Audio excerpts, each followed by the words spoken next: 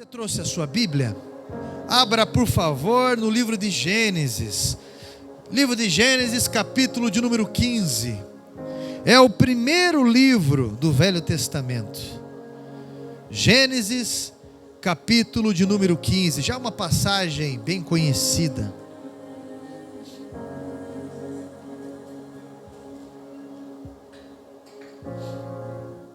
Gênesis, capítulo 15. Nós vamos ler do versículo 1 até o versículo 6. O livro de Gênesis é um livro muito, somente para quem gosta de história, é um livro muito gostoso de você ler. E você consegue perceber detalhes nele que, de uma forma corriqueira, você não tinha percebido antes. As primeiras coisas, o abismo que há entre um versículo e outro, por exemplo. Gênesis capítulo 15, versículo 1 ao 6, diz assim: Depois desses acontecimentos, a palavra do Senhor veio a Abrão, numa visão, dizendo: Não tenha medo, Abrão, eu sou o seu escudo, e lhe darei uma grande recompensa. Abrão respondeu: Senhor Deus, que me darás, se eu continuo sem filhos, e o herdeiro da minha casa é Damasceno Eliezer? Ou um mordomo Eliezer? Abraão continuou: Tu não me deste descendência, e um servo nascido na minha casa será o meu herdeiro. E eis que a palavra do Senhor veio a ele, dizendo: Esse não será o seu herdeiro. Pelo contrário, aquele que será gerado por você, esse será o seu herdeiro. Então o Senhor levou-o para fora e disse: Olhe para os céus e conte as estrelas, se puder contá-las. Ele disse: Assim será a sua posteridade. Abraão creu no Senhor, e isso lhe foi atribuído por justiça. Amém? Assente-se, por favor. Nós estamos vivendo uma geração diferente de outras gerações.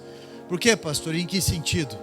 Nós estamos vivendo uma geração online, uma geração rápida, Aqui, quem é mais do Velho Testamento vai saber o que eu vou falar. Quem já nasceu aqui anos 80, anos 70, até início, não digo início dos anos 90 talvez, mas se você fazer um trabalho na escola, você tinha que ir até a biblioteca pública, pesquisar nos livros para fazer aquele trabalho mal feito. E ainda fazia capa à mão e coisas e tal. Se você tinha dúvida de alguma palavra, você tinha que procurar num dicionário. Eu tenho uma Bíblia ali muito antiga, que era de uma tia minha. E pra você ter uma ideia, ela ganhou essa Bíblia em 67. É uma Bíblia bem antiga. Eu vi a data que ela ganhou essa Bíblia. Só que as palavras são muito complexas. E eu li essa Bíblia inteira com o dicionário do lado, para você ter uma ideia. Isso faz muitos anos. Com o dicionário. Hoje você vai no Google e você vê vários exemplos sobre aquela palavra. Tudo é online. Antigamente ainda mais, eram dias de caminhada.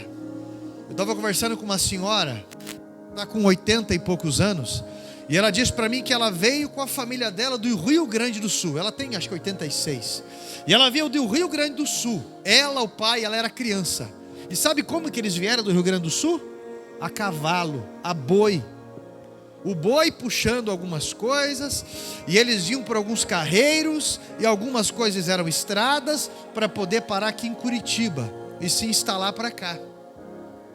Hoje, quantas horas que demora uma viagem do Rio Grande do Sul para cá? Lógico, depende de qual cidade, né? Mas só para você entender, viagens de avião, para você conversar com uma pessoa antigamente, como é que era? Para você namorar com uma pessoa antigamente, como é que era? Carta. E eu sou do tempo da carta ainda. Eu fazia carta para namorada, e namorado fazia carta para mim. Hoje em dia tem o WhatsApp, é tudo online, tudo rápido. E ainda fazia carta, ainda espirrava o perfume na carta. Tinha muito disso. Tem músicas que falam sobre essas coisas, não é? Só para você ter uma ideia. E você errava uma palavra: não vou entregar a escrita desse jeito, né? Vai ficar feio. Passava limpo a carta de novo. E era desse jeito. Hoje em dia, meu irmão, está tudo muito rápido. Hoje em dia não compensa, algumas coisas, não compensa você cultivar mais. Compensa você, em vez de você, a não ser que você queira ter um pé de alguma coisa na tua casa. Mas, às vezes você vai no mercado, quanto que é o quilo da Polcam, por exemplo, da mimosa? Quanto que é o quilo? Você está entendendo? Depende do espaço que se tiver em casa, nem compensa você ter. Vai ficar passando embaixo daqueles galhos, arranhando a cabeça para estender roupa? Não dá. Então, por um lado, nós estamos perdendo a arte do cultivo. E relacionamento é cultivo. Aprender alguma coisa é cultivo. Fé é cultivo. Tudo isso é cultivo. E por outro lado, nunca na história você viu ou ouviu falar tanto de ansiedade. Porque tudo que é online, ou excesso de redes sociais, ele vai deixar a gente com um nível de ansiedade absurda. Absurda. A pessoa não consegue mais ficar parado. Uma mensagem de 40 minutos, que é o que eu prego aqui geralmente, ela já é muito. Um culto de 1h e 15, que é algo na igreja, é um muito. Mas antigamente os cultos 2 horas, 3 horas. Só para você entender a questão daquilo que nós estamos perdendo. E temos que tomar muito cuidado, porque há coisas que não adianta ser online, tem coisas que não podem ser rápidas, não pode. Você não conhece uma pessoa em pouco tempo, uma pessoa que você vai repartir o resto da tua vida com ele ou com ela. Você não conhece. Você quer adiantar as coisas do casamento para o namoro? Daqui a pouco o casamento ele não é sustentado por isso. Agora a amizade do namoro, o companheirismo, ele vai sustentar fases difíceis da tua vida. Eu acredito que todos nós conhecemos a história de Abraão, que ainda aqui no texto, capítulo 15, ele não tinha recebido esse nome ainda. Era Abrão o nome dele. Deus o chamou com 75 anos para uma mudança radical na sua vida. Uma mudança de certos valores. Mas como toda mudança, você precisa cultivar novos valores, novas ideias, porque ninguém aprende a tocar violão de um dia para o outro. Ninguém aprende sobre vida de uma hora para outra ou na frente do Google. Ninguém aprende. Sair da tua terra com 75 anos, depois de ter os seus costumes, depois de você preparar a sua velhice ali, de repente Deus chama ele para sair e para largar a herança e para largar tudo, para andar pela fé. Detalhe, Deus falou para ele: para a terra que eu vou te mostrar, mas Deus não tinha mostrado ainda. Ele estava caminhando em uma direção pela fé, sem saber onde ia dar, mas saber que Deus estava com ele. Deus lança promessas maravilhosas para ele, inclusive de um filho, porque a mulher dele com mais de 70 anos ainda ela não tinha. Mas nós observamos aqui no capítulo 15 um momento de deserto na vida de Abraão, um momento complicado, que faz a diferença entre homens e meninos, que faz a diferença entre mulheres e garotas. E isso independe de idade, porque tem mulher de 60 que não tem maturidade ainda, ou homem de 60 que não tem maturidade ainda. Eles estavam na tenda que nós podemos chamar de tenda do desânimo, que era um momento de rotina. Naquele calor da tarde, no meio de um deserto, uma tenda e eles debaixo. E de repente bateu aquela ansiedade em Abraão, porque a Bíblia diz que já era quase 25 anos que ele tinha saído da casa dos seus pais. Ele saiu com 75 anos. O cara estava com quase 100 anos, caminhando pela fé, e não tinha chego em lugar nenhum. Já parou para pensar? É digno o questionamento dele. E chega uma hora que ele olha para a mulher dele, tá com aquela cara estranha, aquele sol, ele já está azedo, azedo com o pedreiro, azedo com o serralheiro que não sei o quê, com móvel sob medida, o advogado que rolou ele não sei o quê. Como toda área tem profissional bom e profissional ruim. Ele foi no médico, o médico não descobre o que ele tem e a dor não passa. Tudo isso. E de repente, o azedume vem. O azedume vem. E ele dobra o joelho. Eu falo em força de expressão, eu não sei se ele dobrou o joelho. Mas ele fala para Deus: Senhor, estou cansado de esperar. Eu estou fazendo de tudo. Eu estou me esforçando. Eu estou me arrebentando. Como diz o gaúcho, eu estou esgualepado. Ele está cansado de esperar. E ele está vivendo no automático. Até que a frustração transbordou nele. E ele deixou claro que estava cansado de esperar, pois já havia passado quase 25 anos. O cansaço chega para qualquer um de nós. E o cenário ali, numa tenda, parece que não muda isso. E ele fala: Senhor, cadê as terras? Cadê o filho da minha herança? Eu não tenho herdeiro. O meu herdeiro é o mordomo da minha casa, que nasceu aqui na minha casa durante esse período. Quando eu morrer, toda a minha fortuna vai ficar para quem? Para o meu mordomo, porque eu não tenho filho. E o Senhor me prometeu filho. O fato é que nenhum de nós gosta de esperar. Não é verdade? Quem aqui gosta de esperar? Nem quando era criança tinha medo de apanhar. A mãe falava: depois do almoço você vai apanhar. Não, pode bater agora já. Pode bater agora. Não vou nem sentir o gosto da comida mais. Às vezes o mais malandro é lá, vestia mais de uma calça por cima da outra. Umas 4 calças, pode bater. E agora a mãe fala: baixa a calça. Eu estou falando porque eu já vi muito disso. Mas até para isso, não, se for para bater agora.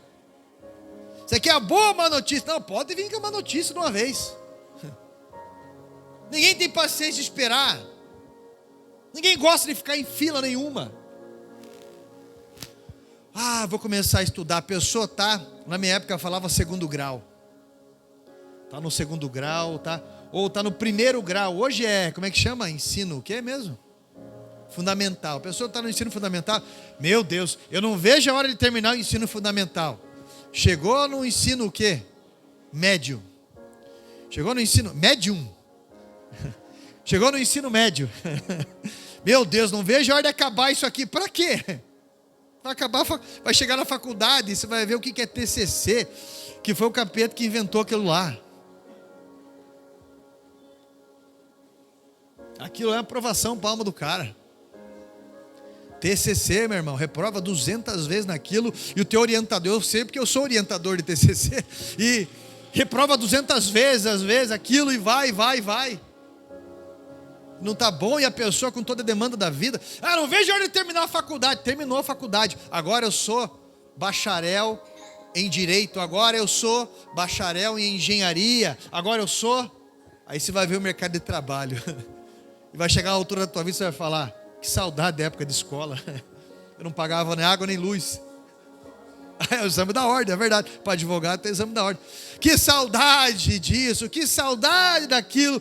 E a gente percebe que a gente perdeu a arte, o cultivo de desfrutar. O cultivo de desfrutar. Não vejo de hora de eu ir para casa para curtir a família. Não, para ficar emburrado no sofá, jogando um joguinho, assistindo televisão. Não quero que ninguém fale comigo. Como é que é?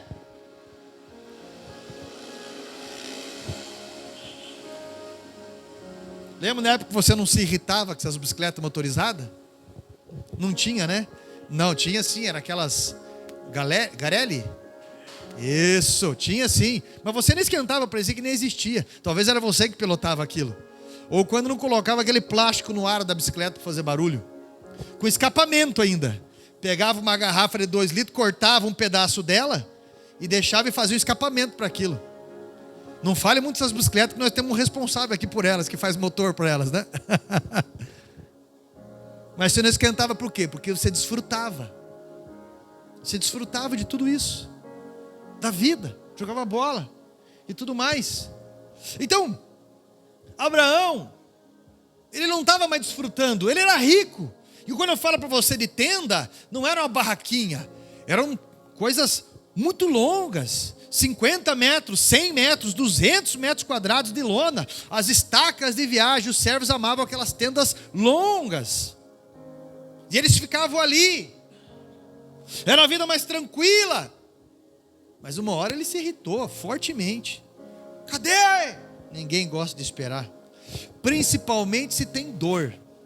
Se você está numa fila e você tem dor, esperando médico, esperando alguma coisa assim, talvez você esteja cansado de esperar. Eu não sei o motivo da sua espera, mas talvez o motivo seja algo justo.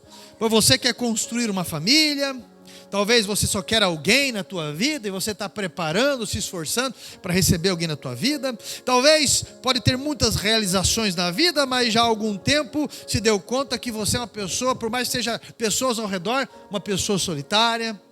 Talvez você está em uma fase do casamento que não te faz tão legal. Talvez você tenha orado para familiares que ainda não têm Jesus. Você tem chamado, você está pedindo a Deus, mas chega uma hora que parece que Deus não está te ouvindo, parece que o teu filho não muda, parece que a tua vida não avança. Eu quero lembrar para você do Salmo 40, do verso 1 ao 3, que Davi escreveu. Ele foi um homem que ele apresentou ali o resultado de uma pessoa que sabe esperar. Esperei com paciência no Senhor, e Ele se inclinou para mim e ouviu o meu clamor. Tirou-me de um lago horrível, de um charco de lodo, e pôs os meus pés sobre uma rocha. Firmou os meus passos e pôs um novo cântico na minha boca, um hino ao nosso Deus. Muitos o verão e temerão e confiarão no Senhor. Então eu venho lembrar que o autor desse salmo, Davi, ele teve o retorno da sua espera, da sua louvável espera. Isso ninguém tirou dele.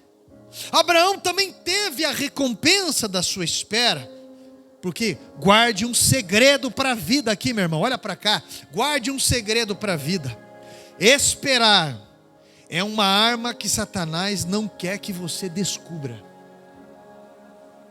e muitos constroem guerras milenares por conta disso. Quem, por exemplo, pastor? O próprio Abraão. O próprio Abraão. Você conhece aqueles namoros que não amadureceram e hoje o casamento é só baixaria e arrependimento? O namoro precisa amadurecer para dar o próximo passo. Mas não, conheceu faz 2 semanas, vamos morar junto, já é. Daqui a pouco você começa a conhecer a pessoa e a situação vai azedando, e não estou disposto a dividir isso, e é muito folgado ou folgado nisso, já vi que é muito isso, e a situação e a cobrança, e daqui a pouco vai se intensificando tudo. Por quê? Porque faltou cultivar. Você já viu aquelas pessoas que compraram coisas na vida, e depois aquilo virou um verdadeiro tormento e uma vergonha, porque comprou no tempo errado? Não é, zerar o IPI, mas vai lá, comprou o carro. Mas não é o teu tempo de comprar o carro ainda. E você compra o carro. Não é só a prestação do carro. IPVA, licenciamento, troca de óleo, troca de pneu, gasolina, revisão, podemos chamar de acidentes talvez, raladas, ou seja o que for. Coisas desse tipo, multas. Aí de repente você não consegue pagar, foi fora de tempo. É um transtorno absurdo. Você consegue lembrar daquelas pessoas que queriam emagrecer, ou queriam ter uma forma física escultural, e de repente, em vez de fazer uma dieta, porque isso é um estilo de vida, não é só para o momento da paixonite, é um estilo de vida, é uma filosofia de vida. A pessoa tem que pensar diferente. Aí o que acontece? A pessoa ela quer encurtar caminho, o que ela faz? Começa a tomar subtramina, que foi até proibido pela lei, começa a tomar um monte de coisa, já deixa de uma hora para outra, e daqui a pouco aquela pessoa quer ficar meio bombada e injeta aquelas coisas lá de cavalo. Ou lembra aquele homem que injetava óleo de coco? Um homem não, vários, né? Que na verdade deforma a pessoa e tudo mais. Então, meu irmão, se você quer cultivar algo na tua vida, o primeiro ponto que eu quero destacar para você aqui: não tome atalhos. A história é interessante. Sara, vendo a inquietação de Abraão, ela faz uma proposta para ele. Uma proposta indecente. Dorme com a minha serva, tenha um filho com ela, porque Agar é mais nova do que eu, ela é fértil, eu já cessei o costume das mulheres, eu já não ovulo mais, então dorme com ela. Olha só, 25 anos junto com a minha senhora, eu aprendi uma coisa: nem tudo que a esposa pede para você, ela realmente quer que você faça de verdade. Às vezes,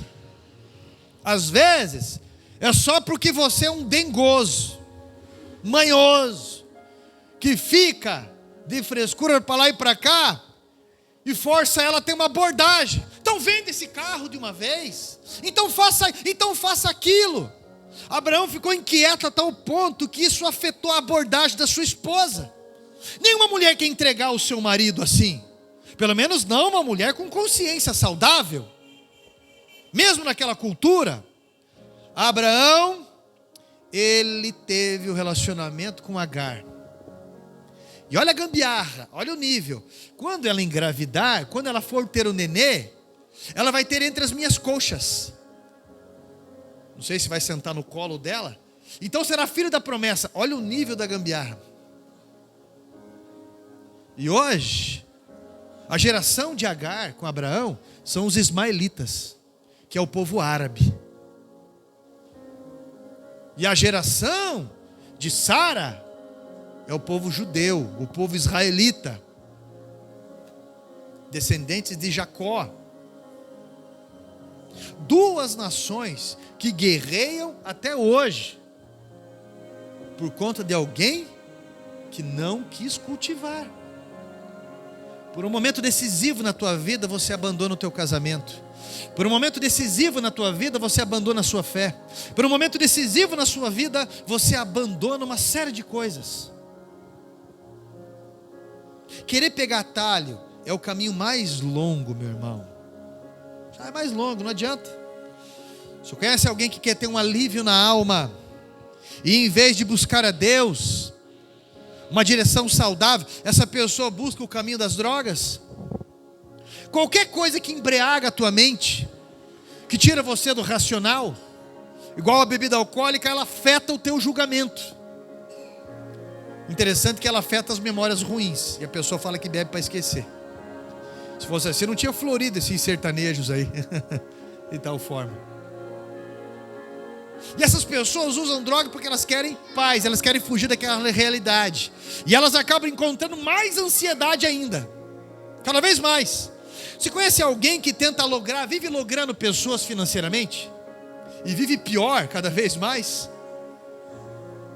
Não consegue permanecer com nada, sempre saem perdendo em seguida, por uma questão de princípio espiritual, por uma questão de leis espirituais. Deus tem excelentes propósitos a nós. Não abra mão das promessas de Deus por aquilo que a tua ansiedade tenta ditar as regras. Deus tem um plano A para o teu casamento, Deus tem um plano A para os seus negócios, Deus tem um plano A para o teu ministério, para a tua saúde. Então não tome atalhos, cuidado com isso. Chega Satanás para Jesus e fala: transforme essas pedras em pães. Pega um atalho, está com fome, né? Jesus fala: nem só de pão viverá o homem, mas de toda palavra que procede da boca de Deus. Ele está falando: eu tenho uma missão maior do que a minha fome. Você está entendendo? Tem um propósito. Cultivar o propósito, cultivar a santidade. Se você quer cultivar algo, cuidado com os atalhos. Cuidado. Eu sempre digo que o segredo da vida é andar com quem deu certo. Você vai entender a realidade de músico, você vai entender a realidade de pastor, você vai entender a realidade de pai, de mãe, de marido, de esposa. Quando você começa, quando acaba 1 quilo de sal, você começa, é o início de você começar a aprender alguma coisa. Discipulado, aprender, viver. Aí quando você quer começar a pegar atalho na tua vida, vai ser o caminho mais longo. Porque o efeito ele é contrário daí. Aquilo que você achava que seria o teu aliado, vai virar inimigo teu.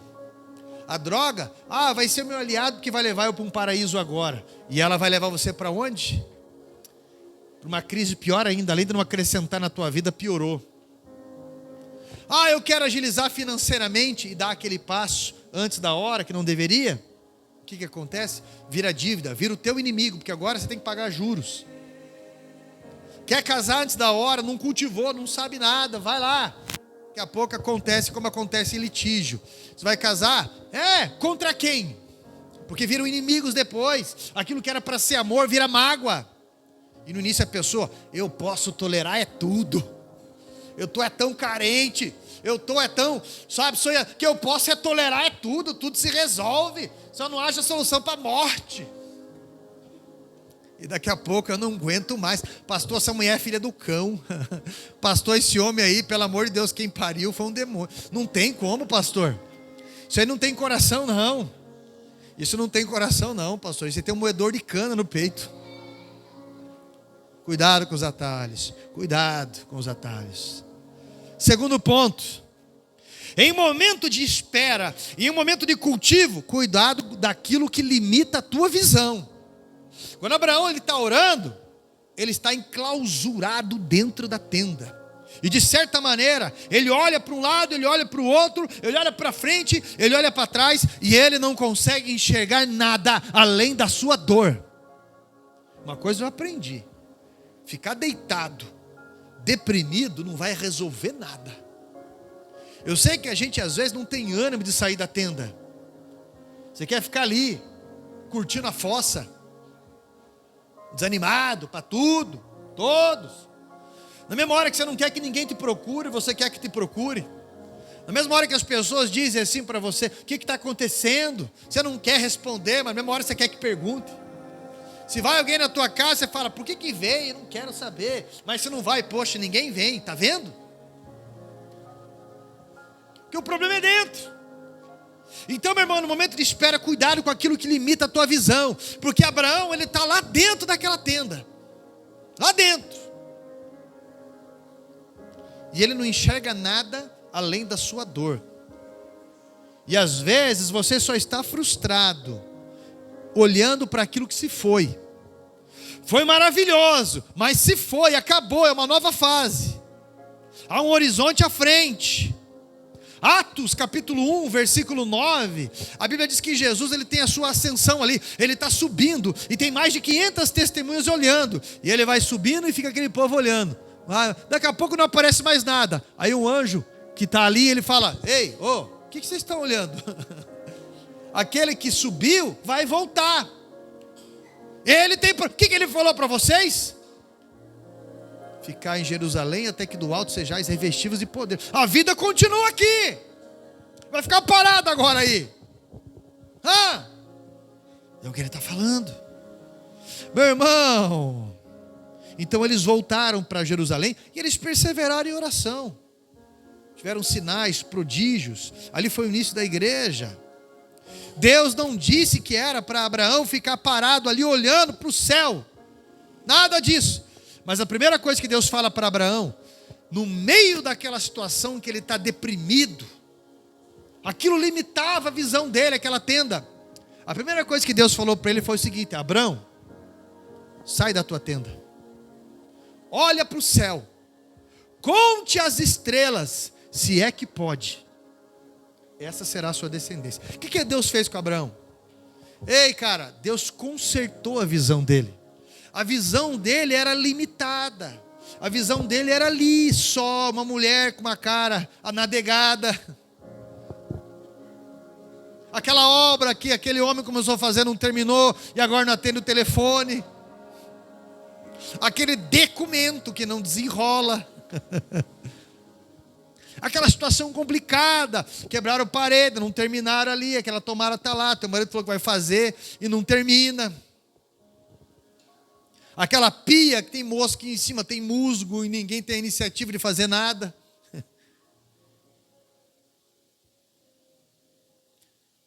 O silêncio agora foi ensurdecedor. O silêncio agora foi ensurdecedor. Senti falta das motos na frente agora. Mas Deus chama ele para fora. Olha para as estrelas. Em outras palavras, Deus está falando: sai dessa depressão, olha para as promessas, abra o baú da esperança. Eu lembro uma história que eu achei interessante do Oscar Niemeyer, muito interessante.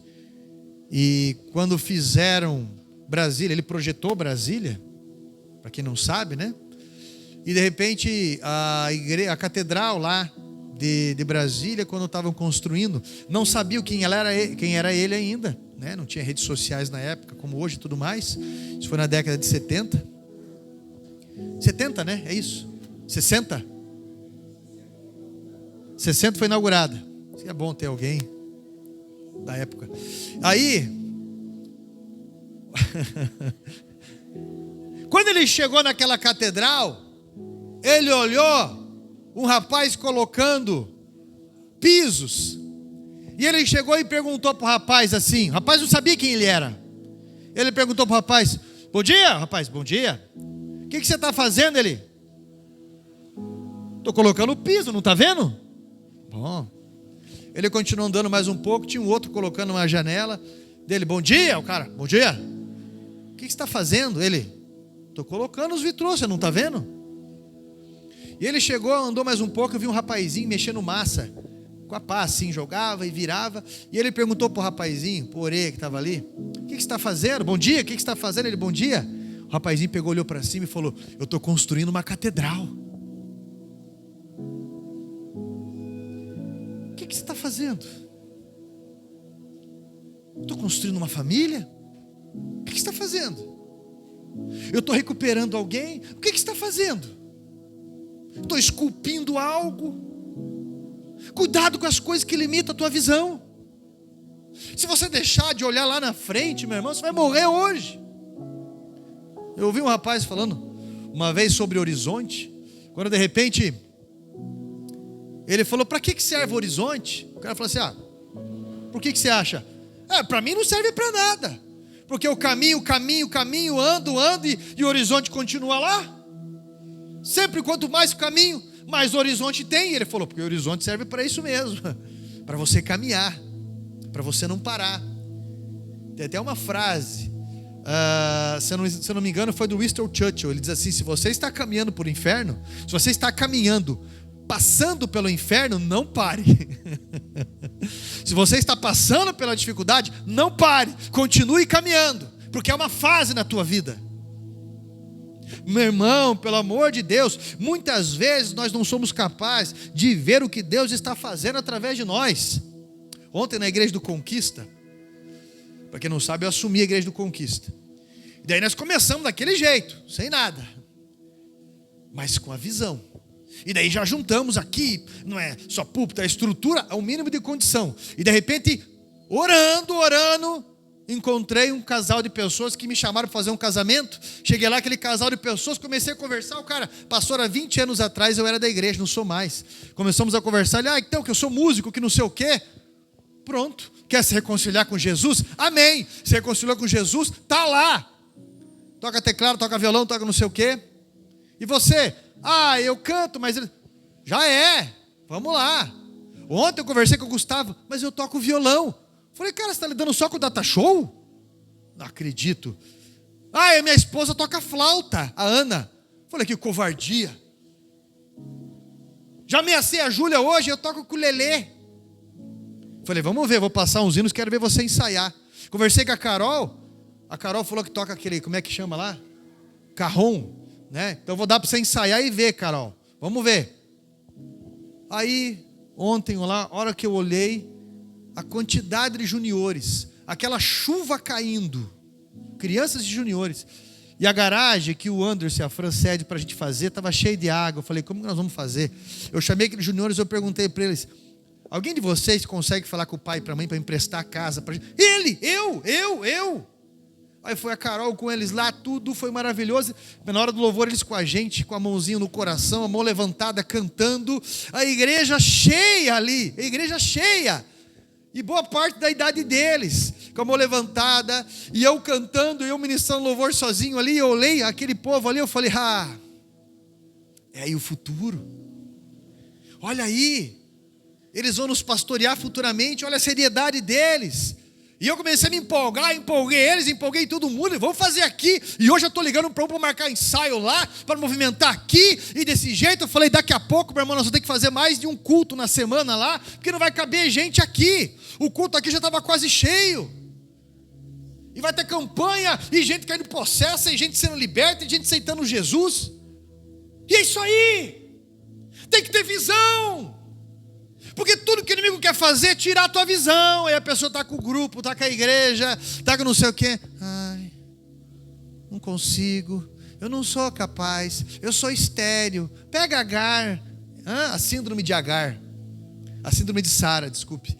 A síndrome de Sara é assim, as mãos dela são mais jovens que a minha, ela é mais fértil, ela sabe fazer. Eu não sou capaz, eu não tenho condição. Essa autopiedade, ela arrebenta com você. Deus está chamando, é você.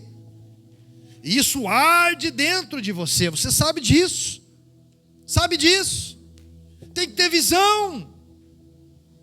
Sai para fora dessa depressão, dessa tristeza, dessa discussão inútil, dessa autopiedade que está afundando você, que está fazendo você e o colchão um só. Como é que é teu nome? Meu nome é Carlos Ácaro. Por quê? Porque eu faço parte desse colchão agora. Ácaro. Italiano? Não, é depressivo. Meu irmão, olha só que interessante. O Elias Lazari, ele tem aquela de pneus ali na frente. Quando você sai do viaduto do Sabará, tem aquela recapadora, vende pneu de caminhão. Hoje ele é uma pessoa bem sucedida ali, o Elias Lazari. E uma vez ele chegou, pastor, não tem como ir orar pela minha mãe? Onde que ela mora? Lá na praia. Vamos dar um pulo lá, então vamos. Fomos de noite e voltamos de noite. Ela não estava bem do coração. E quando eu cheguei lá, conversei com ela, daqui a pouco ficou só eu e ela conversando, e ela me falou, você vê o Elias, né? Está grandão desse jeito, parece um boi branco. Vai fazer 50 anos. Mas eu estava grávida dele, tudo muito simples. Aquele bairro Santa Helena, Helena era avó do Elias. E eles que eram donos ali. Você tem uma ideia? Então eram chácaras. Eram os Dembinski, era os... Como é que é o nome? Os Esprada, Eduardo Esprada ali. Eram essas casas, eram distantes as chácaras umas da outra. Talvez alguém aqui, outro vai lembrar. E daí, ela contou para mim que ela estava grávida do Elias de 5 meses. E de repente o médico falou que o bebezinho estava morto na barriga. Naquela época não tinha ultrassom, não tinha ecografia. Poderia até existir, mas na Europa, nos Estados Unidos, ou vai saber quando que existiu, eu não sei. Mas ela falou, não, ele está vivo dentro de mim, ele mexe. E o médico, não, ele está morto, nós vamos ter que fazer curetagem. Ela estava internada. E já estava agendada a curetagem para fazer, para tirar o bebê que, a princípio, segundo o médico e os enfermeiros, estava morto. Sabe o que ela fez? Ela fugiu dali. Ela se escondeu de tudo e todos em um porão de uma pessoa conhecida. E ela ficou 4 meses morando naquele porão, porque ela sabia que o filho dela estava vivo. Pois o Elias nasceu ali. E ela fala até hoje, aliás, até hoje não, agora ela é falecida, né? Ela falou para mim, olha, até hoje eu lembro disso, como que eu batalhei para que ninguém tirasse ele de mim. E sabe o que eu aprendi? Algo que Deus falou comigo ali? Existe algo muito vivo dentro de você que pessoas falaram besteiras. Existe algo vivo dentro de você que talvez não sei, a tua família, o teu ministério, o sonho que Deus colocou na tua vida, a promessa que Deus tem para você. E que às vezes você tem que esconder isso de um monte de pessoas. Às vezes tem que esconder isso de um monte de situação. Você tem que proteger isso e confiar em Deus. Porque tem a hora certa de nascer. Enquanto isso você vai se preparando, você vai cuidando bem. Você está entendendo? Você precisa renovar a tua convicção. Tem algo vivo dentro de você. Talvez seja difícil de ver, de alguém enxergar, mas você precisa esperar o nascimento. Ainda eu lembro das besteiras que falaram quando eu assumi o Sabará. Tinha algo vivo dentro e eu falei, nós vamos construir uma catedral para Deus. Hoje levantaram as paredes do banheiro interno, já fizeram o piso, passaram encanamento, tudo. Estão terminando as paredes de cima. Eu não quis gravar hoje, para gravar amanhã. E semana que vem vão fazer o piso do templo. E assim que terminar o piso do templo, já vai vir o drywall. E depois o reboco de gesso. E tudo. Você está entendendo? E a gente já vai mudar para lá daqui uns dias. E outro está fazendo um bem bolado para que dê certo o negócio das janelas já. A janela 2,58 de altura, 5 janelas por 70. Para ter o mármore embaixo dela, para ter ela, depois vira película azul, porque o sol bate ali e durante o dia vai ficar aquele clima azuladinho claro no templo durante o dia, é bem bonito. Vendo sobre a lã de vidro, forro, drywall, como que vai fazer, né? Forro de gesso, enfim, e pesquisando e falando, mas algo vivo dentro da gente, numa época que a gente não conseguia nem fazer um reboco no cantinho da igreja, um reboco de meio metro, 1 ano e meio sem poder mexer, né? Não conseguia, era um aperto para tudo, e uma série de coisas para tudo. Existe algo vivo dentro de você, e que ninguém enxerga, e isso é a promessa de Deus. Existe um pai de família aqui, mas sem família ainda. Existe uma mãe aqui, mas sem filhos ainda. Existe um casal, aí você tem que abrir o olho, hein? Ficar atento, existe um casal ainda, mas não se encontraram ainda. Está só no platônico, está só na admiração. Existe algo aí, e que você tem que cultivar, porque vai chegar a hora certa, e a espera é uma arma que Satanás não quer que você descubra, porque enquanto não vem, você continua regando, podando, você continua alimentando. Eu tenho um pé de mamão lá em casa, que ele já está na altura desse teto aqui, há 1 ano e meio atrás eu plantei ele, eu vou comer mamão dali, eu peguei, vou plantar, vou fazer, e é isso, e já está, os mamões já estão desse tamanho no pé, já desse tamanho, daqui a pouco vai estar grande aquele troço. E eu já plantei outros, já estão desse tamanho já. E é isso aí. Então, meu irmão, o que está cultivando na tua vida? Qual é a promessa que Deus tem para você? O que está acontecendo? Não pegue atalhos. E cuidado com aquilo que limita a tua visão. Eu nunca fui de querer pegar as coisas prontas. Eu sinto uma honra muito grande em cultivar as coisas, em recuperar as coisas. Esse é o meu ministério. Tem muita gente que quer chegar, para quê? Eu vou já na igreja grande, eu vou chegar lá e é isso aí, não é? É isso aí. Não, comigo não é assim. Meu ministério é um ministério de recuperação, é um ministério pioneiro. E eu preciso que você entenda que as coisas que vão vir na tua mão, na tua vida, fazem parte disso. Jesus, ele veio para recuperar aquilo que estava perdido. Deus, ele criou aquilo que não existia. E nós precisamos entender esse princípio de fazer discípulos. Daquele que chega todo esgualepado, daquela que chega toda histérica, daqueles que chegam tudo arranhado na vida. E que Deus faz ali um exemplo, um transformador de vida, um tapador de brechas, porque Ele é Deus. Porque Ele pode fazer. Abraão é referência de fé para as 3 maiores religiões do mundo: o islamismo, o cristianismo e o judaísmo. Ele é referência de fé. E por mais que ele falhou ali, ele tropeçou, a Bíblia diz que Deus imputou por justiça. Que tipo de justificação, pastor? O fato dele crer e permanecer em pé. Porque ninguém é imune a erros. Mas ele creu, ele permaneceu. A vida não acabou e Deus honrou a ele. Deus honrou.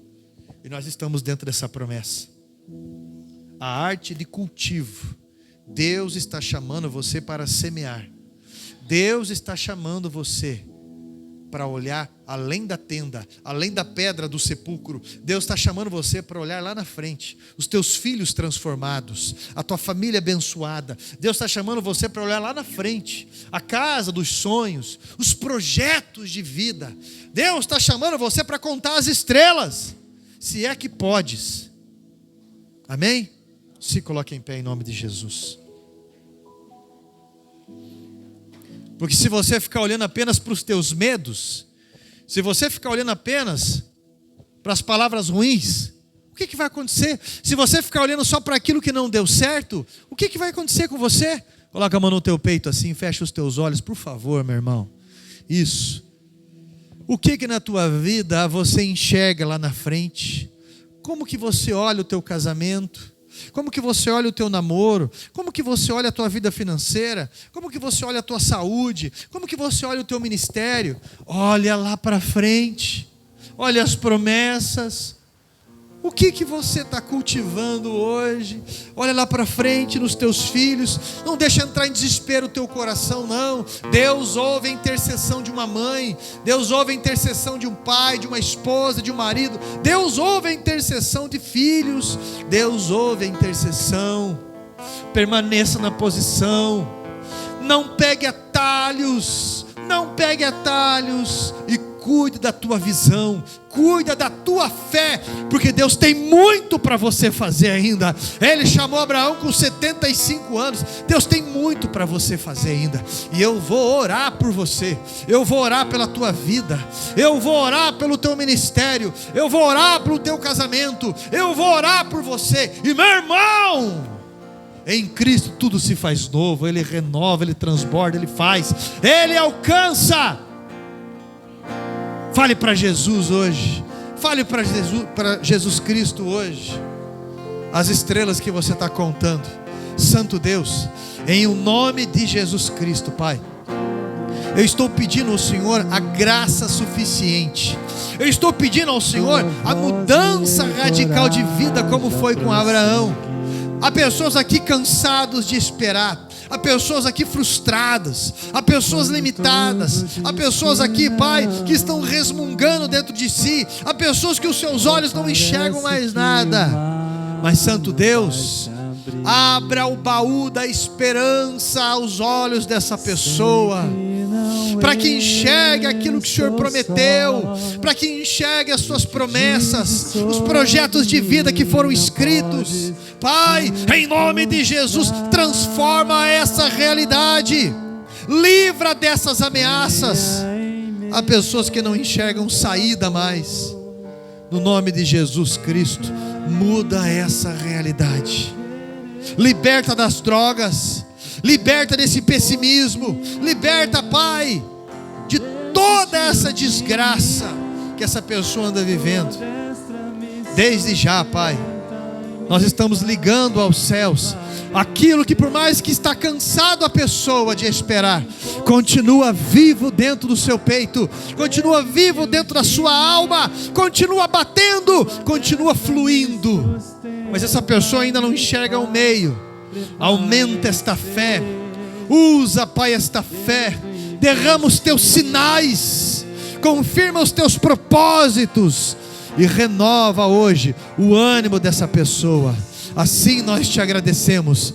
Em o nome de Jesus Cristo. E todos digam: amém. Amém. E amém. Eu não sei quantos cultos você vai participar ainda, mas chega um dia que Deus faz assim, ó. De uma hora para outra as coisas mudam. É assim, resistência. E de uma hora para outra as coisas avançam. É assim. Você segura firme, segura as pontas. E daqui a pouco, aquela dor, tudo, aquilo passa. É assim. E quando passam os anos, você olha para trás e você pensa: ainda bem que eu permaneci firme. Ainda bem que eu resisti. Porque deserto define vencedores e perdedores. Pela fé, caminhe e aprenda com Abraão caminhar pela fé. Amém? Não esqueça disso, meu irmão. Vamos aplaudir a Jesus Cristo e a sua palavra.